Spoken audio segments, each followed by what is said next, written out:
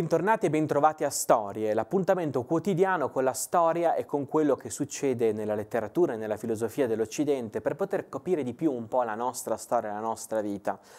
Abbiamo raccontato in queste puntate come il mondo greco abbia subito una frattura immensa nel XII secolo a.C. con l'arrivo dei Dori. L'arrivo dei Dori cambia completamente lo scenario che era quello dell'epoca micenea di tanti regni individuali e indipendenti e fa nascere quello che è un potere nuovo, un potere fondato sui villaggi. Questo potere fondato sui villaggi porta con sé una prima onda espansionistica verso il Mediterraneo orientale, soprattutto verso la Turchia e l'Asia Minore. Nasce la Grecia come la conosciamo noi.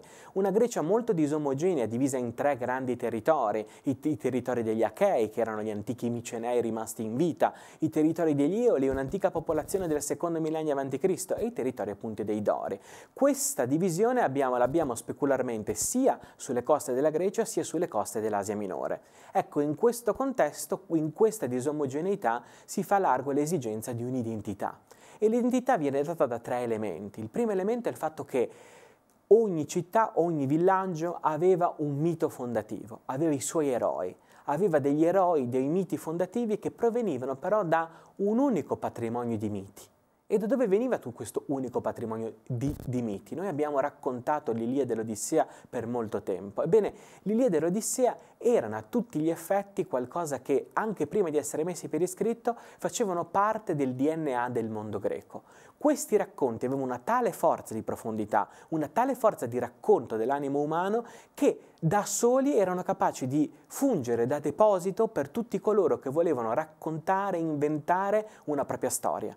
Così tutti gli eroi che tornavano dalla guerra di Troia finivano su una spiaggia e fondavano una città. Per cui tutte le grandi città della Ionia, tutte le grandi città che abbiamo visto anche nella puntata di ieri quando parlavamo in questa cartina delle grandi città che vengono fondate in questo periodo, tutte queste grandi città sono state fondate da qualche eroe greco che è ritornato indietro dopo la guerra di Troia. Ecco, la guerra di Troia è quello che rappresenta, diventa l'armamento, diventa il magazzino da cui si attinge per costruire l'identità del mondo greco. Quella è l'identità del mondo greco, per questo era fondamentale soffermarci a lungo, perché questo dà il senso di unità, prima ancora del potere politico, prima ancora del potere economico, prima ancora dell'unità politica, dell'unità economica e l'unità culturale, l'unità di lettura della realtà che contribuisce alla formazione di una civiltà.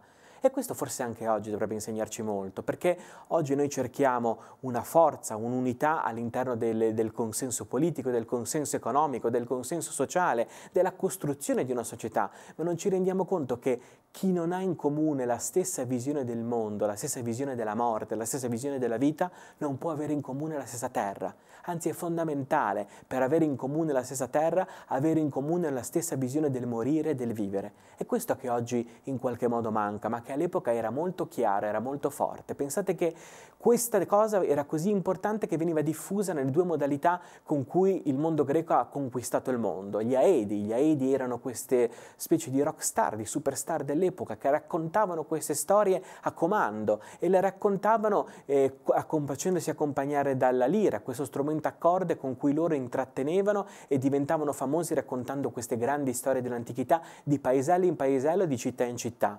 E poi dopo i rapsodi chi erano? I rapsodi sono coloro che smettono di raccontare suonando la lira ma cominciano a recitare quello che succede, a recitare le gesta degli eroi attraverso un verso che diventa famosissimo che è quello dell'esametro. È come se dicessimo che gli Aedi sono i cantanti pop e i rapsodi sono i rapper. Ecco, a un certo punto i rapper soppiantano i pop e quello che succede è che i rapper conquistano e fanno sì che le gesta degli eroi antichi arrivino fin nel cuore di questa nuova epoca moderna. Come vedete cambiano le parole, cambiano gli usi, cambiano i costumi, ma non cambiano le questioni di fondo. Per questo è fondamentale raccontare quello che succede in Grecia, per questo è fondamentale continuare a raccontare questa grande storia.